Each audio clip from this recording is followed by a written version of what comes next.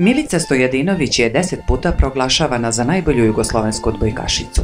Rođena je 1939. u Beogradu. Po obrazovanju je diplomirani trener. Bavila se trenerskim pozivom i sportskim novinarstvom.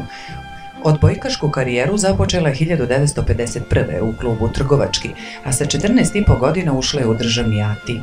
S Partizanom, čiji je kapiten bila gotovo deceniju, osvojila je 6 državnih prvenstava i 2 kupa Jugoslavije.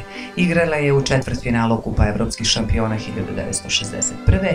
Iste godine osvojila zlatnu medalju na Hapoel igrama u Izraelu, nazvanim Olimpijada u malom. Odigrala je 107 utakmica za odbojkašku reprezentaciju Jugoslavije, noseći neprekidno majicu sa državnim grbom punih 17 godina. Za životni poziv odabrala je sportsko novinarstvo, a maltene deceniju je provela u zvanju glavnog urednika Partizanovog vesnika.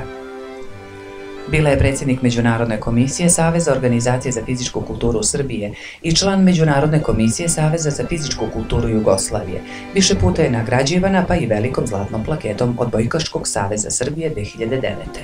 Inicijator i osnivač Udruženja državnih reprezentativaca Srbije, čiji je prvi predsjednik bila 2000. godine.